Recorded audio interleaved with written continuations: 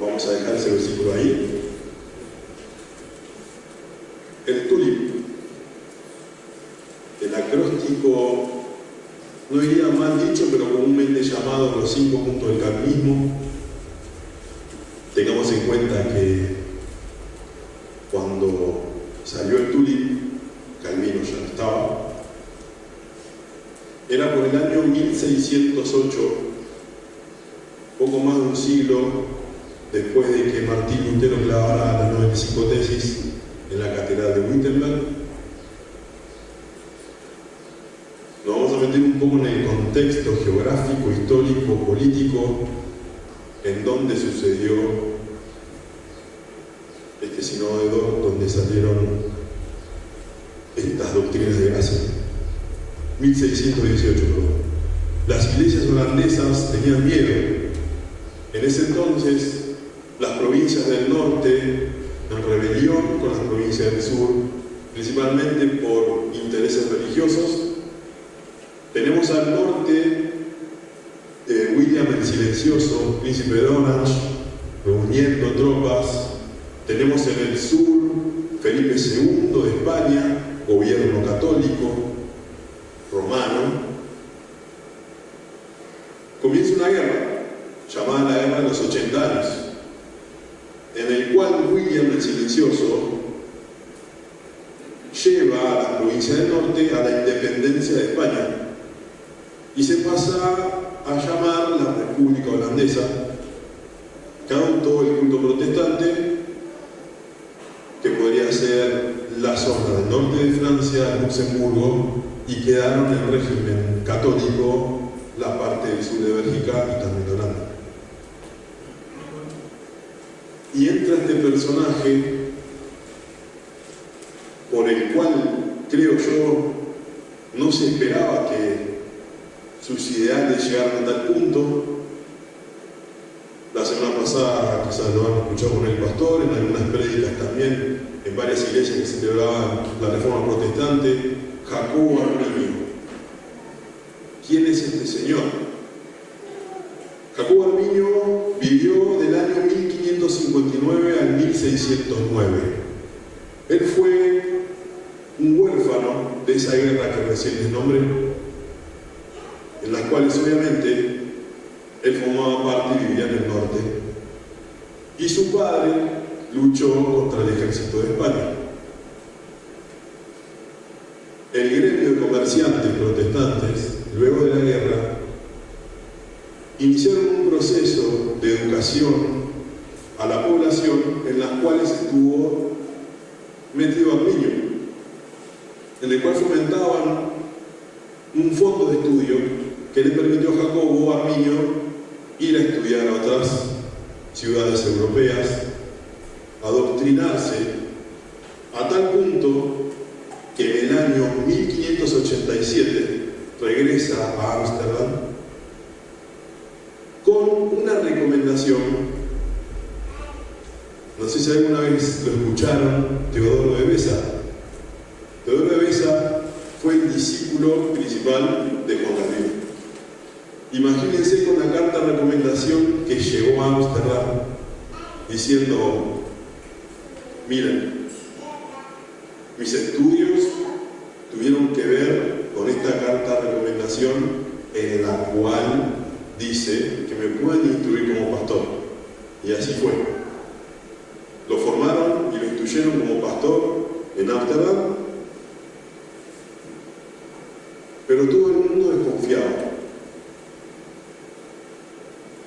No creían que lo mismo que Arminio predicaba o guardaba, que en ese momento eran las confesiones belgas, que hablaban de la iglesia, las doctrinas agustinianas de San Agustín, lo han escuchado un montón de veces aquí en la iglesia. Decían que públicamente predicaba algo a lo cual él declaró juramento en el cual iba a salvaguardar y a proclamar las enseñanzas o esas doctrinas, y en lo privado el Señor tenía otras creencias. En 1591, un pastor importante de Ámsterdam, Petrus Plancius, notó diferencias en su doctrina, principalmente en Romanos 7 y 9, en las cuales se hablaba de la salvación. Igualmente, con la carta de recomendación que tenía, en 1603 lo nombraron profesor de una cátedra en la Universidad de Leiden. Seguimos en Holanda. Siempre tuvo esa duda de lo que había en el corazón de Arminio. Francis Gomarus, que era el director de cátedra de esa misma universidad, tenía esa duda, entrevistó a fondo y no pudo encontrar un error doctrinal de Jacobo Arminio. No coincidía lo que decía públicamente con ciertos manuscritos que se iban pasando de mano en mano con su firma. En 1608, un año antes de su muerte, Jacobo Arminio escribió la Declaración de Sentimientos, donde ahí estableció un montón de diferencias con la Iglesia reformada. Pero como murió un año después, nunca se llegó a elevar un juicio realmente como se tenía que elevar de ese manuscrito en el cual Jacobo no podía ser juzgado porque ya estaba muerto. 1610, discípulos de Arminio formularon un documento que se conoce, lo pueden buscar, como la Remonstrance, que en el inglés autóctono significa protesta. ¿Protesta contra qué? Principalmente contra muchas doctrinas de la confesión belga que iban en contra de lo que se estaba enseñando en ese lugar. Pero, como había muchos problemas civiles en ese momento en Holanda, no se proclamó el sínodo sino hasta el año 1618, donde Felipe de Nassau llamó a un sínodo, porque en ese entonces era tan importante la religión para un país que los gobernantes eran los que dirigían, establecían y hacían adoctrinar a su pueblo de la religión que ellos querían profesar para el pueblo. En ese momento, como les expliqué antes, las provincias del norte, llamadas República Holandesa, habrían proclamado el culto protestante como religión fundamental. ¿Qué hicieron los discípulos de Arminio? Hicieron esa remonstrance, ese documento de protesta contra la confesión belga, y llamaron a los gobernantes a que acepten ese tratado y que les genere un salvoconducto a ellos para poder seguir adoctrinándose en lo que Jacobo Arminio les había legado. Cuando se proclama el sínodo, se llaman personas influyentes de muchas otras provincias. Vamos a un poquito la protesta o esa remonstrance, lo que decían, se los voy a leer. Uno de los puntos más importantes dice: Dios predestina para vida eterna a aquellos que creerán en este, su Hijo Jesús, y perseverarán en esta fe y obediencia a la fe. Los remonstrantes acordaron que el Nuevo Testamento habla de predestinación, pero lo interpretaron como una presciencia, o sea, como un conocimiento de Dios del pasado, presente y futuro de cada una de las personas que habitan en esta tierra, o como predestinación de una condición: fe y obediencia. Decían en ese documento que Jesús murió por todos los hombres y por cada hombre, por lo que ha obtenido para todos ellos, por su muerte en la cruz, la redención y el perdón de los pecados. Sin embargo, nadie disfruta de este perdón de pecados excepto el creyente. Otro punto que hablaban: los seres humanos nacen en pecado y son incapaces de hacer algo bueno hasta que nacen de nuevo a través del Espíritu Santo. Una persona puede optar por resistir y o rechazar la gracia de Dios. Y el último punto, que me pareció más importante, se hablaba de un examen adicional hacia la persona que podría llegar a perder su salvación. Cuando yo leí esto, directamente no lo podía creer. Si ustedes buscan en internet, con el permiso del pastor, voy a publicar también en el Canon de Dor, donde tienen los artículos de los reformados y apelando a los errores que los remonstrantes publicaban. ¿Amén?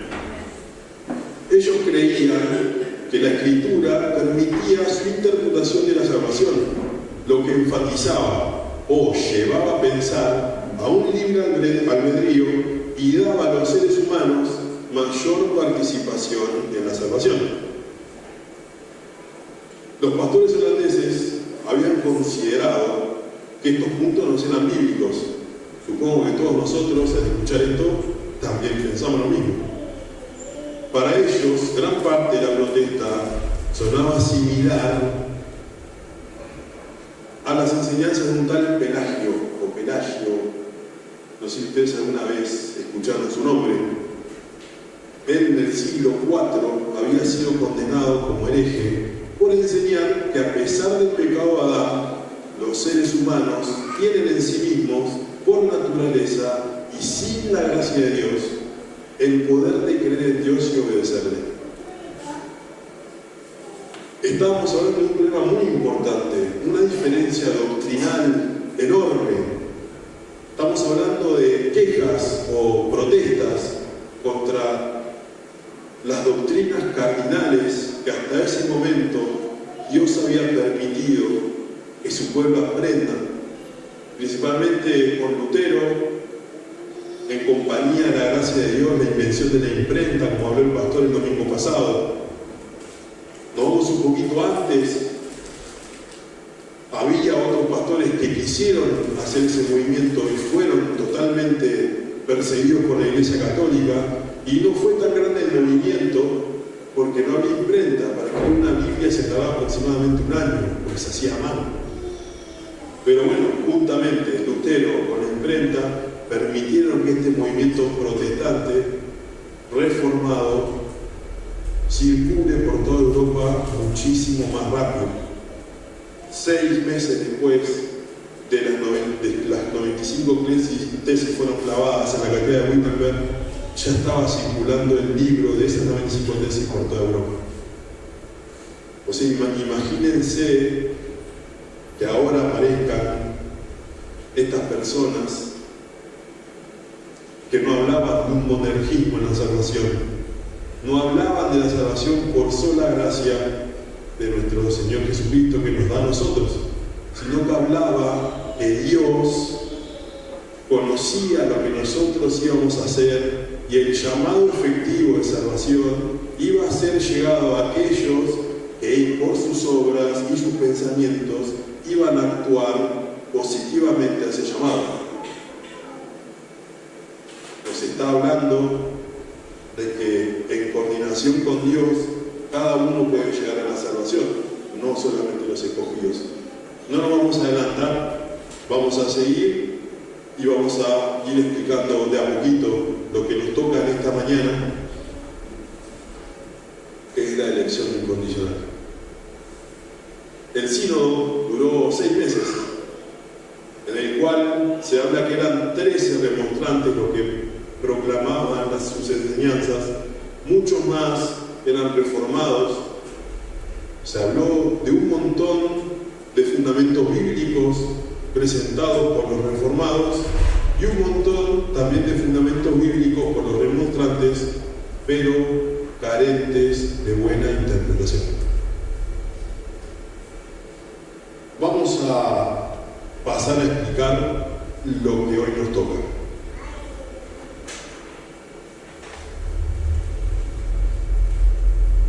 Si ustedes quieren buscar la infografía que utilicé para preparar este sermón, es Escogidos por Dios de R.C. Sproul.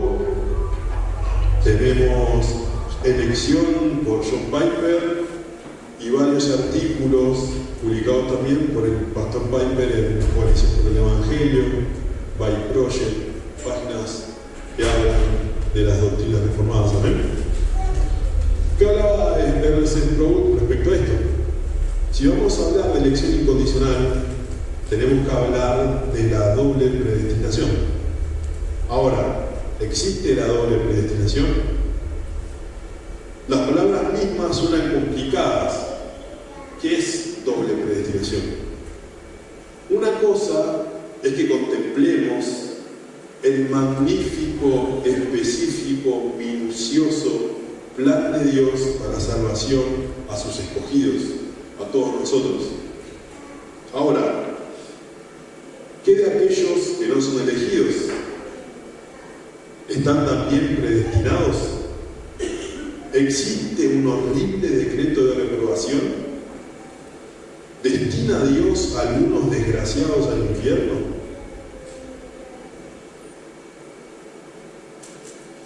Estas cuestiones son simples preguntas que a la mayoría quizás cuando escucharon elección incondicional se les generaron en la cabeza. Y es tales preguntas que hacen que algunos consideren este concepto de la doble predestinación como algo ruin, como algo prohibido, como algo malo. Hay otros que, si bien creen en la predestinación, declaran que creen en una predestinación simple. ¿Cómo es? Que dice que si bien creen que algunos son predestinados para la salvación, no ven la necesidad de suponer que otros sean igualmente predestinados para condenación. En resumen, algunos son predestinados para la salvación, pero todos tienen la oportunidad de ser salvos. Dios se asegura que algunos lo alcancen proveyéndoles una ayuda adicional, pero el resto de la humanidad aún tiene una oportunidad. Ahora, ¿está bien esto? Creo que sería más fácil hablar de una predestinación simple cuando se nos pone una persona enfrente que quizás no conoce a Cristo. Sería fácil decirle, como decían antes, la sangre de Cristo alcanza para salvar a todo el mundo. Vos podés ser uno de esos. Ahora, ¿dice la Biblia eso? No es suficiente hablar de los elegidos, o como diría Sproul, no es suficiente hablar de Jacob, sino que también tenemos que considerar a Esaú. Comúnmente se conoce en teología, dentro de la doble predestinación, un llamado que se dice igualdad final.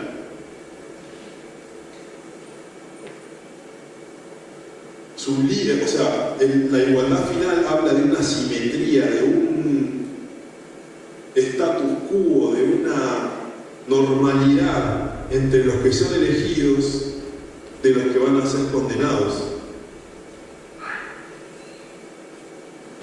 Y es algo difícil de explicar o de entender para uno siendo hijo de Dios. Entonces, la igualdad final habla que existen ideas diferentes acerca de la doble predestinación. Dice que hay un equilibrio completo, como les decía, entre la elección y la reprobación. La idea clave es esta: al igual que Dios interviene en su plan eterno sobre los escogidos, Dios también interviene sobre lo que no van a ser escogidos. Entonces, ¿qué estamos hablando? ¿Dios es el que nos hace pecar? Es algo complicado también de entender. Decía Sproul, para entender esta idea reformada acerca de esta igualdad final, debemos prestar atención a la crucial distinción entre los decretos positivos y negativos de Dios. Lo positivo tiene que ver con la interacción activa de Dios en los corazones de los elegidos, y la negativa tiene que ver, justamente como decía recién, con el hecho de que Dios pasa por alto a los no elegidos. Estamos hablando como que Dios deja a los restantes seres humanos, los abandona a su libre albedrío, no crea incredulidad en sus corazones. Esa incredulidad ya está depositada desde Adán, desde el pecado original, desde lo que se predicó el domingo pasado, que el pastor expositó hablando de la depravación total de la humanidad. Dios no los fuerza a pecar. Él nunca es injusto. Dios no manda a los hombres, no es el que genera el pecado en ellos. Pecan, ¿por qué? ¿Por qué se imaginan que pecan? ¿Cómo pecamos nosotros? Por elección propia, porque está en nuestra naturaleza. En nuestra naturaleza depravada, por ir en contra de los mandatos y estatutos que Dios promueve desde la fundación del mundo. ¿Amén? Entonces, ¿Dios fuerza el pecado?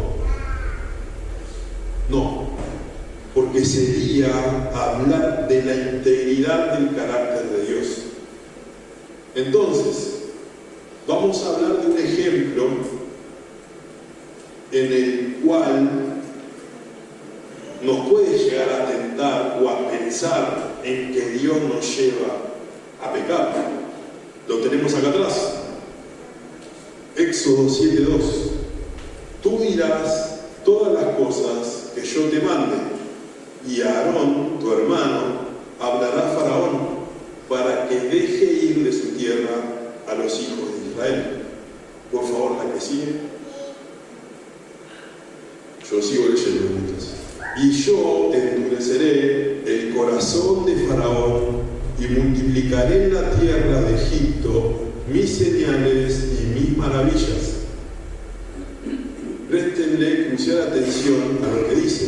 Y yo endureceré el corazón de Faraón. Por favor, el siguiente. Y Faraón no os oirá, mas yo pondré mi mano sobre Egipto y sacaré a mis ejércitos, mi pueblo, los hijos de Israel, de la tierra de Egipto, con grandes juicios. El que sigue. Y sabrán los egipcios que yo soy Jehová, cuando extienda mi mano sobre Egipto y saque a los hijos de Israel del medio de ellos. Volvemos al versículo 3, no lo pongas, estamos en sus Biblias, miren el versículo 3, enfatizando en donde dice, yo endureceré el corazón de Faraón. Ahora, la Biblia enseña efectivamente que Dios endurece el corazón de Faraón. Ahora sabemos que Dios hizo esto. ¿Para qué lo hizo? Para su propia gloria. Y como señal tanto a Israel como a Egipto, que sabemos que el propósito de Dios en todo esto era un propósito de redención. Pero nos queda un difícil problema por delante. Dios endureció el corazón de Faraón. Y después juzgó a Faraón por sus pecados. ¿Cómo puede ser Dios responsable a Faraón o a cualquier otro de un pecado que fluye de un corazón que Dios mismo endureció? Nuestra respuesta a esa pregunta, ¿cómo endureció el corazón? Si bien la Biblia no responde esta pregunta explícitamente, nosotros podemos llegar a dar conclusiones básicas. Que Dios actúa en el corazón de Faraón de una forma activa o de una forma pasiva. La forma activa es que Dios mueve, toca el corazón de Faraón, lo endurece y lo lleva a cometer lo que él hizo. Pero ¿qué vuelve a pasar? Volvemos a querer interactuar contra el carácter de Dios. La forma pasiva la podemos llegar a comprender con la denominada gracia común. Estoy más nervioso que testigo falso. Estábamos hablando la forma pasiva de que Dios puede llegar a endurecer el corazón de Faraón es la gracia común. En nuestros estudios que hace poco finalizaron, creo que fue que hablamos de la gracia común.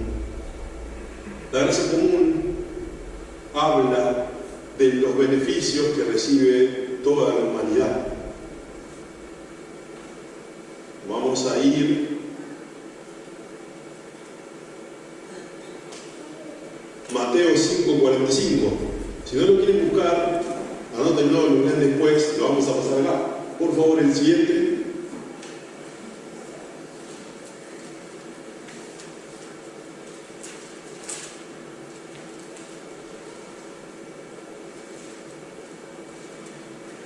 Dice: para que seáis hijos de vuestro Padre que está en los cielos, que hace salir su sol sobre malos y buenos, y que hace llover sobre justos e injustos. Palabras de Jesucristo. La gracia común dada a la humanidad.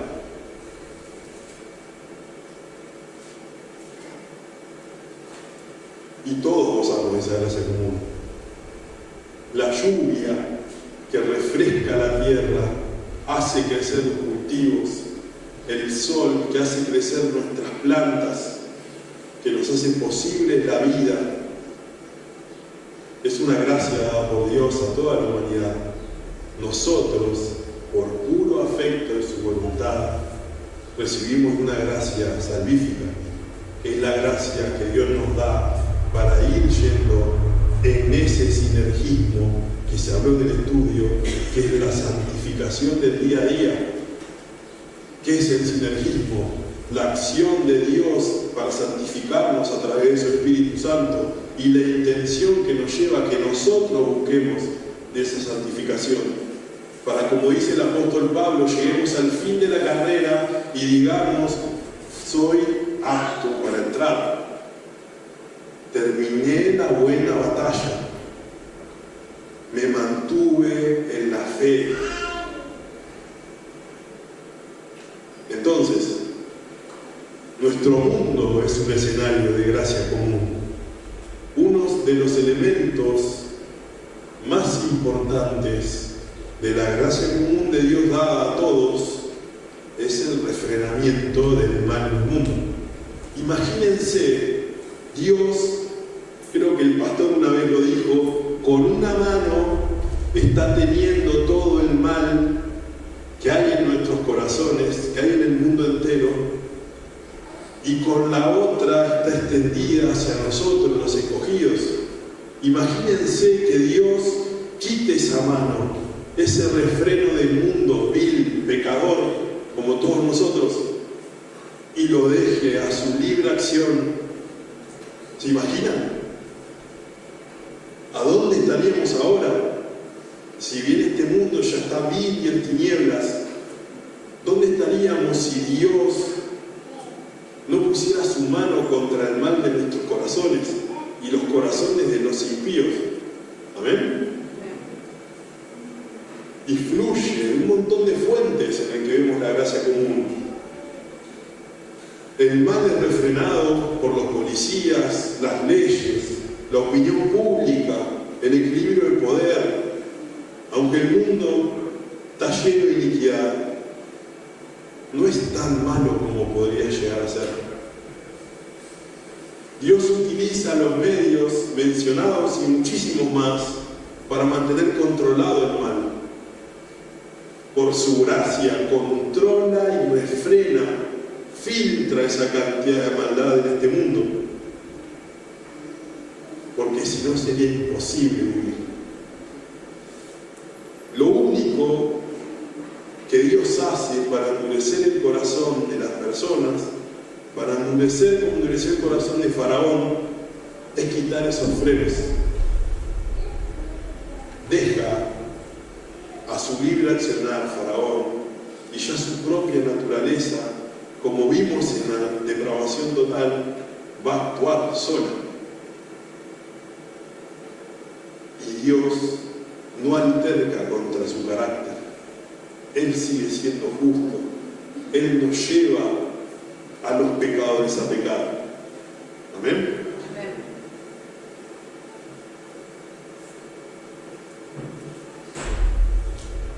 Vamos a hablar un poquito que si hubiéramos de determinar cuáles son los hombres más diabólicos o sin esos frenos,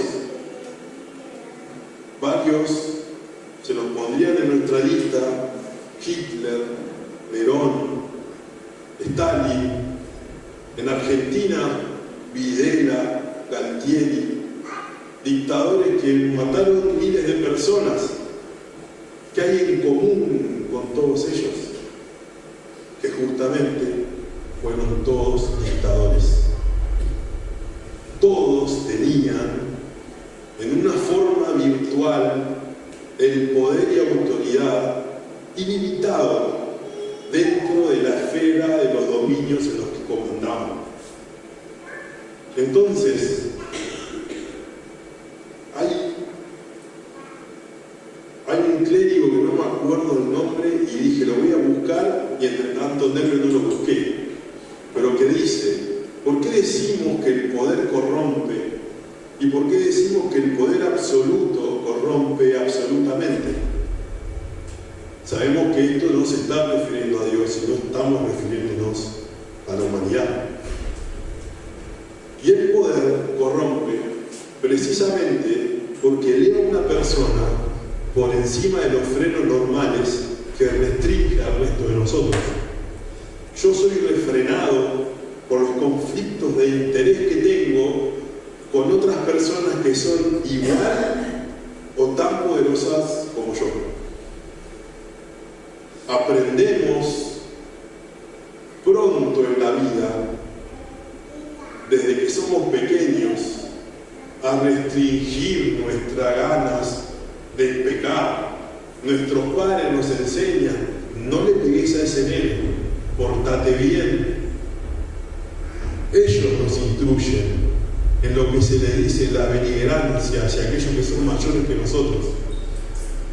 Tendemos a entrar en conflictos de forma selectiva, donde tenemos la parcialidad, la totalidad de esa victoria, o sobre personas que sabemos que podemos subyugar. Ahora, Faraón era el hombre más poderoso del mundo cuando Moisés fue a verlo cara a cara. O sea que el único freno a la iniquidad que Faraón tenía era el propio Dios. Lo único que Dios tenía que hacer era quitar su brazo. Las malvadas tendencias y acciones de Faraón hicieron el resto. Lo pueden ver en lo que sigue de Éxodo, los planes macabros de Faraón para poder querer subyugar a Moisés. Pero lo que Faraón no tenía en cuenta era que con Moisés estaba Dios. Y era Dios mismo el que endurecía su corazón. Damos otro ejemplo para que se quede claro. ¿Qué otro se nos podría llegar a ocurrir si no es el propio Judas? El siguiente versículo, vamos a Juan 6:64.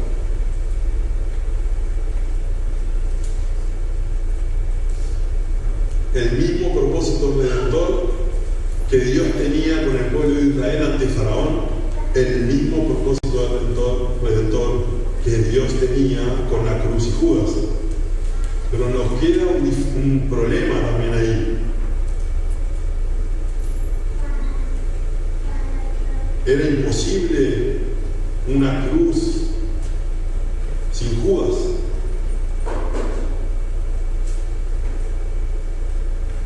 Era difícil, ¿se imaginan? ¿Cómo hubiera llegado a la cruz Cristo si no había un Judas? ¿Judas habría tenido alguna posibilidad por sus medios de poder haber sido salvo? ¿Por qué fue que Judas traicionó a Cristo? Por 30 monedas de plata. No fue una víctima de una manipulación divina, porque justamente Judas no era un hombre justo a quien Dios forzó a traicionarlo por 30 monedas. Como declara la Escritura, Judas fue el hijo de perdición desde el principio. Sin duda, sus tendencias terminaron siendo propósitos redentores para el pueblo de Dios. Y este es un caso que Dios no fuerza a la maldad. Por el contrario, es un caso glorioso del triunfo redentor de Dios sobre la maldad. Cuando buscamos otro modelo de castigo divino a los inicuos, a los impíos, a los no elegidos, vemos emerger una especie de poesía, de cuento de El Señor de los Anillos, de Harry Potter, que nosotros vemos y no podemos creer que Dios obre de tal forma. Estoy tratando de sacar de mi dialecto increíble, como el pastor también lo que sacó. Increíble no, está en nuestra Biblia. Tenemos hechos, tenemos pruebas para demostrar que eso que pasó es totalmente creíble y es totalmente fantástico. Siguiente versículo, por favor. No lo busquen, lo leemos acá. Apocalipsis 22:11. El que es injusto, esto es Dios en el juicio. El que es injusto, sea injusto todavía. Y el que es inmundo, sea inmundo todavía. Y el que es justo, practique la justicia todavía. Y el que es santo, santifíquese todavía. Dios muestra misericordia a los elegidos, obrando la fe en sus corazones. Él administra justicia a los réprobos, a los que están reprobados, dejándolos en sus propios pecados. Entonces, ¿entienden este perfecto equilibrio de la igualdad final? Todos estamos caídos. A algunos se nos implementa misericordia y a otros se les implementa la justicia que teníamos que tener todos. Entonces, ¿Dios es injusto? No. Encontramos simetría en toda su palabra. Y ahora vamos a los versículos que son el eje del sermón. Romanos 9. Vamos a leerlo de corrido. Por favor, el siguiente. Porque la palabra de la promesa es esta: por este tiempo vendré y Sara tendrá un hijo. Versículo 10. Y no solo esto, sino también cuando Rebeca concibió de uno, de Isaac nuestro padre, pues no había aún nacido, presten atención a esto, ni habían hecho aún ni bien ni mal, para que el propósito de Dios, conforme a la elección, permaneciese, no por las obras, sino por el que llama. Se le dijo: el mayor servirá al menor. Bien impecable, como la verdad, un espectáculo. ¿Qué pues diremos? ¿Que hay injusticia en Dios? De ninguna manera. Pues a Moisés dice: tendré misericordia del que yo tenga misericordia, y me compadeceré del que yo me compadezca. Así que no depende del que quiere ni del que corre, sino de Dios que tiene misericordia. Y acá damos un ejemplo de lo que estábamos hablando recién.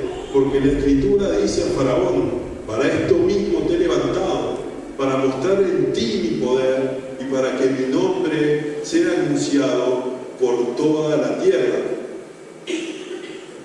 De manera que de quien quiere,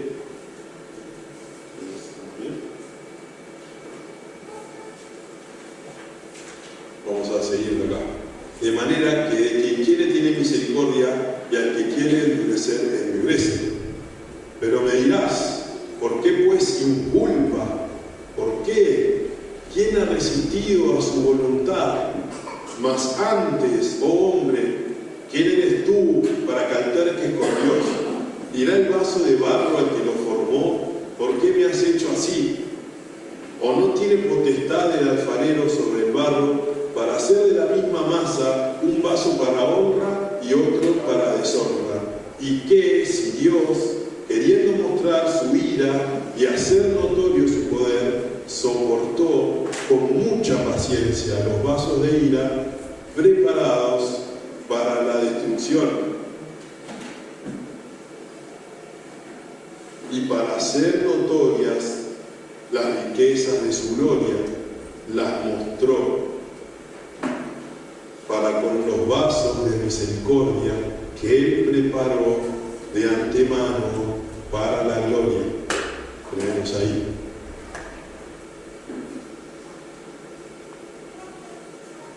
¿Por qué decimos entonces hay que decir algo más?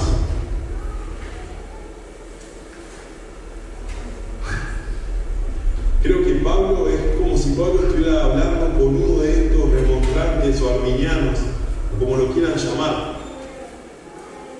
Impresionante la afirmación que Pablo hace en esta carta. Este es el concepto que más me gustó para preparar el sermón respecto a la doble predestinación. No tiene cuidado Pablo al hablar de eso. Y yo que estaba preparando el sermón, ¡ay, Señor! ¿Cómo hablo esto? O sea, hablaba con el pastor y me reía ayer porque él me decía: predicar positivamente es fácil o relativamente menos estresante porque terminás un versículo y sabés que tenés que estudiar otro. Pero cuando estamos presentando estas doctrinas de gracia, se nos presentan un montón de versículos en los cuales podemos agarrar y tomar en cuenta. Y yo no puedo creer cómo esos hombres presentaron ese documento de protesta. Pero bueno, todo Dios permite, como estábamos leyendo acá recién. Pablo demuestra el carácter de la doble predestinación con Jacob y Esaú, refiriéndose justamente cuando ni uno ni el otro había hecho mal o bien, y sin embargo eligió a Jacob. Y después sabemos lo que Jacob hizo. Entonces, ¿entramos nosotros en esa elección? ¿Qué les parece a ustedes?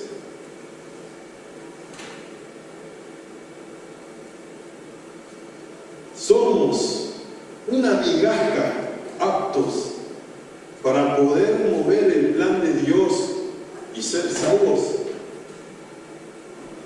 No. Esa elección es absoluta y soberana de Dios, de la Trinidad, de la Santa Trinidad. Entonces, ¿hay un odio divino hasta Esaú? ¿Por qué Dios habla de aborrecía a Esaú? Él vuelve su rostro en contra de aquellos que no son elegidos, no porque es una pobre víctima inocente de esa manipulación divina. ¿Se entiende? No, Él no se mueve si no tiene un objeto en donde intervenga su gracia redentora. ¿Amén? Aquellos a quienes ama tiene misericordia. Aquellos a quienes aborrece reciben su justicia. Una vez más, nadie es tratado injustamente.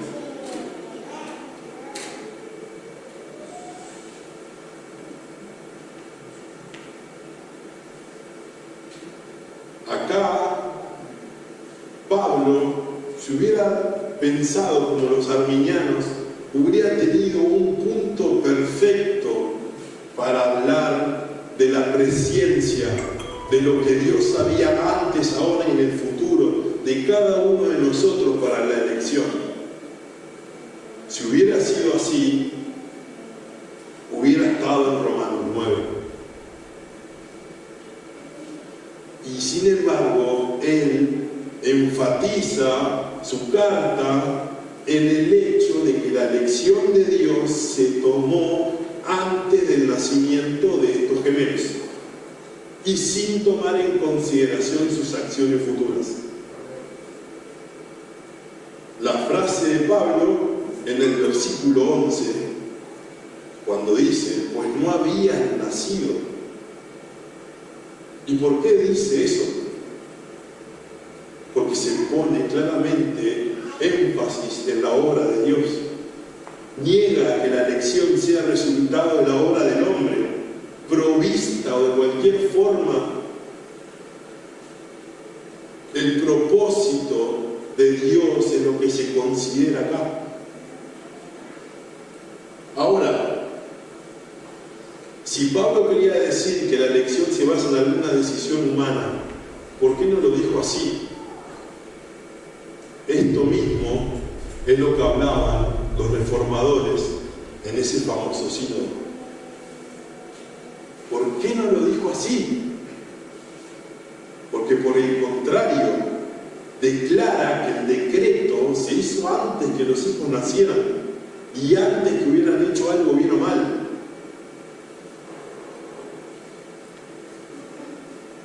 Ahora, vamos a conceder que este pasaje que dijo Pablo en realidad no dice expresamente que la decisión de Dios no se basó en el futuro bien o mal de ellos, porque no necesitaba decirlo. Igualmente está clara a la luz de la Biblia. Cuando pone importancia en el propósito de Dios y no en la del hombre. ¿Amén? Ahora, ¿se entendió bien lo que es la doble predestinación? ¿Estamos? Entonces que, como dice él, no depende del que quiere, sino del que Dios tiene misericordia. Ahora, en el versículo 14 podemos ver cuando dice, ¿qué pues diremos? ¿Que hay injusticia en Dios?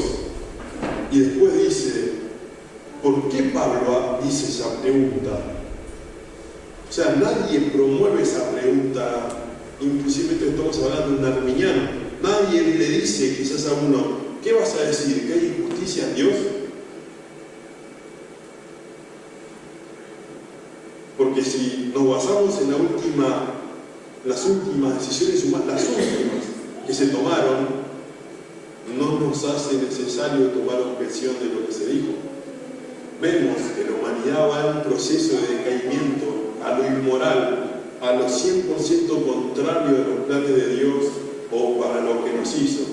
En vez de darle gloria a Dios, cada día lo odiamos más. La humanidad entera está en contra de él. Ahora,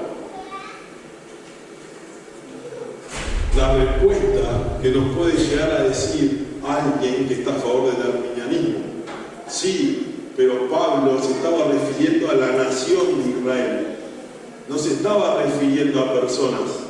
No. Si Pablo habla de nación, está hablando de individuos, está hablando de Jacob, está hablando de Saúl, está hablando de personas. y lo termina de culminar en el capítulo 24, que lo tenemos en el que sigue, por favor, que dice: a los cuales también ha llamado, esto es, a nosotros, no solo de los judíos, sino también de los gentiles. Entonces, elección incondicional.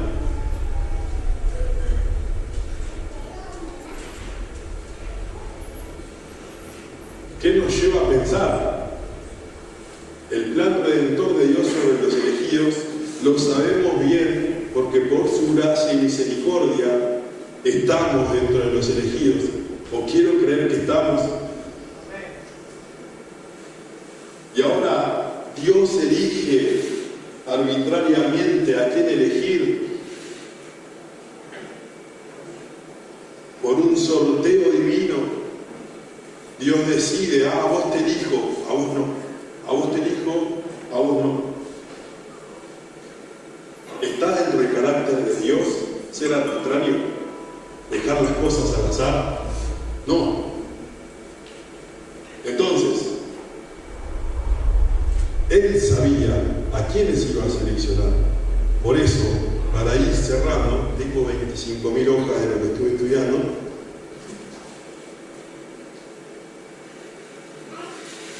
Vamos a Filipenses, y ya con esto cerramos.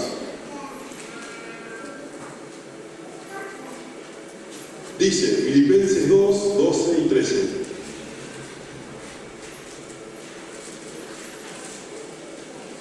Por tanto, amados míos, como siempre habéis obedecido, no como en mi presencia solamente, sino mucho más ahora en mi ausencia, ocupados en vuestra salvación con temor y temblor, porque Dios es el que en vosotros produce así el querer como el hacer, por su buena voluntad.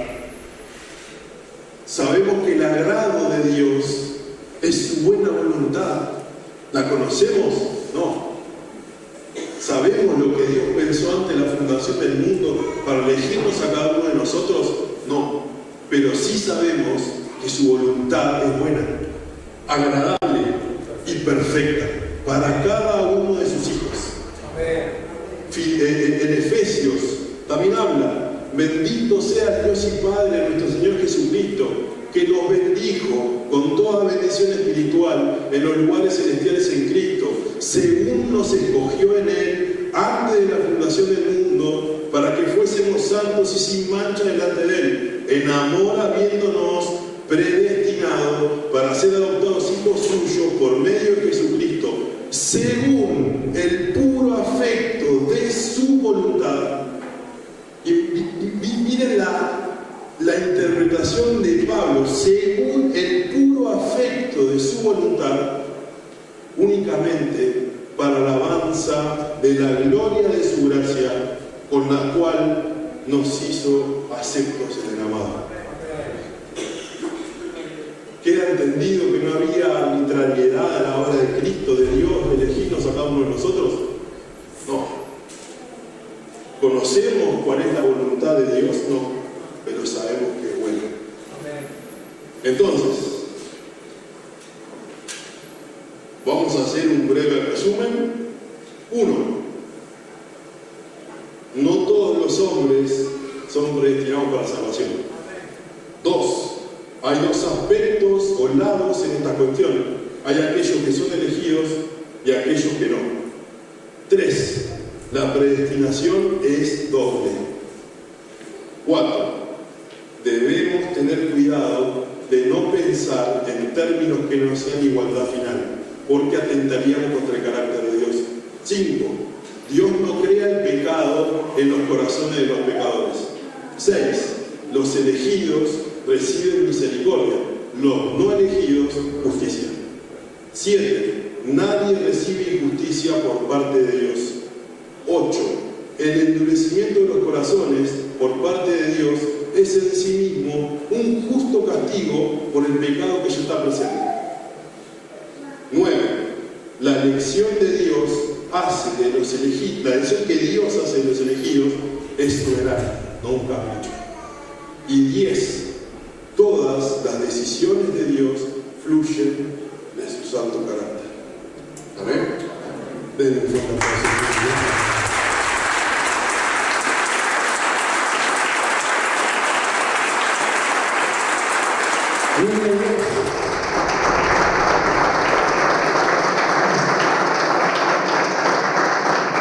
Como dice el apóstol Pedro en segunda de Pedro, Pablo a veces habla cosas difíciles de entender. A veces es difícil entender estos asuntos. Y yo pensaba recién en algo muy simple. En este momento, en el sur argentino, están peleando las comunidades aborígenes por la tierra, por sus ancestros. Todos los ancestros aborígenes argentinos, en el pasado, todos los que habitaron, los incas, los mayas, todos se fueron al infierno. Pastor, usted está loco con lo que usted dice. ¿Y por qué se fueron al infierno? Porque para ser salvo, sí o sí necesitas la palabra de Dios. No sos salvo por buenas acciones. No sos salvo porque eras buen padre, buen esposo, buen cazador, te portaste bien, fuiste un gran hombre, un héroe. Eso no te salva. Lo que te salva es que Dios te haya escogido. Porque es difícil de entender lo que predicamos, lo que se predica. Porque según uno puede decir, bueno, pero ¿para qué necesita la historia de un tal Jacobo, Pelagio, de hace miles de años, cientos de años, sobre un debate que ocurrió en Holanda en 1618? ¿Quién le interesa? ¿De qué sirve eso? Uno agarra la Biblia, lee la palabra de Dios. Si cree, sos salvo. Si no cree, no sos salvo. Está equivocado. El testigo de Jehová tiene la Biblia. Él cree en la misma Biblia que cree usted. El mormón cree en la misma Biblia que cree usted. Los solo Jesús creen en la misma Biblia que cree usted. Y ahí está el punto. En cómo nosotros creemos determina si soy salvo o no soy salvo. Una persona puede decirme a mí, yo creo en Jesús. Yo sé que Jesús está conmigo. Yo sé que me voy a ir al cielo. Y yo con una mano en el corazón, con toda la fe y el amor, la historia, la Biblia, la palabra de Dios, los años en servicio, te puedo decir que no. ¿Por qué, pastor? Lo determina usted eso. No lo determino yo. Lo determina la verdad revelada de Dios en las Escrituras. Por cómo nosotros creemos, por cómo nosotros vivimos, por cómo nosotros confesamos nuestra fe. Yo puedo decir que creo en Jesús, pero estas cosas no me interesan, estas cosas son irrelevantes para mí, me da lo mismo a quién Dios salva y a quién Dios no salva, o cómo es la situación. ¿Cómo puede ser que usted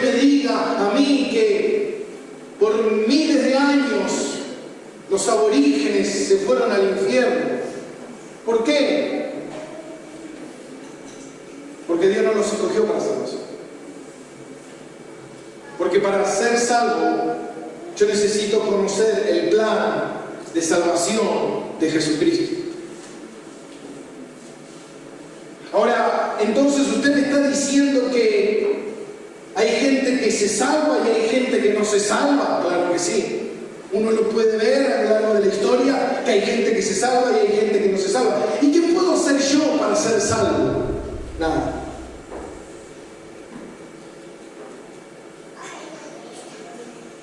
Porque está en el propósito de Dios. Pero yo quiero ser salvo. ¿No puedo ser salvo? Primero, si tú quieres ser salvo, muy probablemente seas salvo.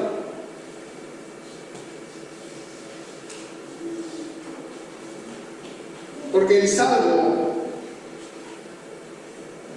quiere caminar en la justicia de Dios. El salvo está interesado en Dios. El salvo está interesado en vivir con Dios. Al salvo le interesa a Dios. El salvo lo mueve a Dios. El salvo busca a Dios. El no salvo no le interesa a Dios. Le interesa no pagar las consecuencias de no ser salvo. Él quiere los beneficios de Dios, Él quiere las bendiciones de Dios, pero no le interesa a Dios. Simplemente quiere engañar a Dios.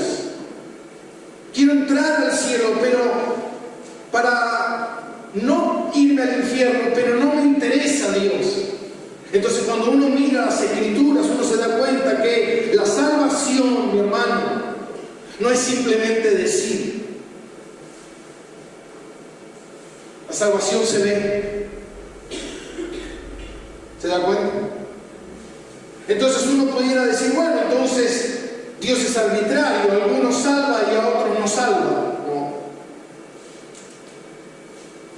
Pudiéramos decir que Dios de cierta manera elige, o que no es igualitario para todos. ¿Por qué Dios no le dio la oportunidad a los aborígenes para que sean salvos? Porque ellos no tuvieron la elección de escoger, de elegir. Ellos no tuvieron la oportunidad de tener una Biblia y si quiero o no quiero ser salvo. Y es como dijo Eliel, todos nosotros estamos condenados. Todos nosotros nos vamos al infierno. Todos nosotros estamos perdidos, todos nosotros somos pecadores. Pero por su gracia, amor y misericordia, Él decide a quién Dios quiere darle, derramar, aplicar su gracia salvadora. ¿Pudiéramos decir que entonces Dios no es igualitario con todos? Claro que no. Eso está en su elección divina. Eso es una elección de Dios, no es una elección del hombre. El hombre pudiera decir, bueno, pero eso lo elijo yo, si yo quiero o no quiero. No. ¿Y cómo sabemos eso? Porque el salvo refleja.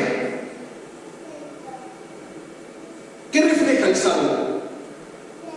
Que es un buen tipo, un buen vecino. El salvo nunca se enoja. El salvo siempre es honesto, es leal, es fiel. Es un tipo intachable, no se equivoca, no peca. Ese es el salvo. Estamos en el horno, entonces ninguno de nosotros somos salvos. No, mi hermano. El salvo sigue lidiando con el pecado, sigue lidiando con sus problemas, sigue lidiando con su carácter, sigue lidiando con un montón de cosas. Pero hay algo que el salvo tiene. Amor. Amor por mi vecino, amor por mi esposa, amor por mis hijos, amor por mis hermanos. A veces sí, a veces no. Pero hay algo que él no puede cambiar. Hay algo que le nace del corazón. Hay algo que está en su corazón. Hay algo que él nunca va a poder dejar de ser. Es salvo. Y el que es salvo, y si es algo, es por una sola cosa. Es porque Dios aplicó en él la obra y el Espíritu Santo en su corazón. Y si el Espíritu Santo está en su corazón, dice la palabra de Dios en Efesios que esta es la espada ¿de qué? ¿Es la espada de qué? Yo tengo el Espíritu, pero ¿sabe qué, mi hermano? A mí no me interesa la espada. Y la palabra dice que esto es la espada del Espíritu, y esto nunca se separa del Espíritu, porque esto es la palabra del Espíritu. Esta palabra que está aquí es inspirada por el Espíritu. La palabra y el Espíritu van juntas. Si tengo el Espíritu, tengo la palabra. Si tengo la palabra, tengo el Espíritu. Entonces yo tengo el Espíritu, porque soy salvo, pero no tengo la palabra. Entonces ahí es donde tú te preguntas y dices, ¿tiene Espíritu? Si no le interesa la palabra, no le interesa el mensaje, no le interesa modelar la Biblia, no le interesa vivir la Biblia, no le interesa leer la Biblia, no le interesa. No me interesa, pastor, la Biblia. No me interesa. Yo recuerdo un día cuando recién conocí al Señor, me regalaron una Biblia.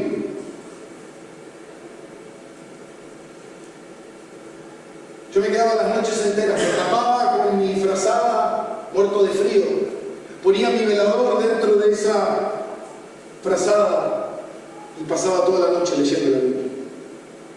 No sé qué leía porque no entendía nada. Pero me encantaban las historias, me encantaban las parábolas.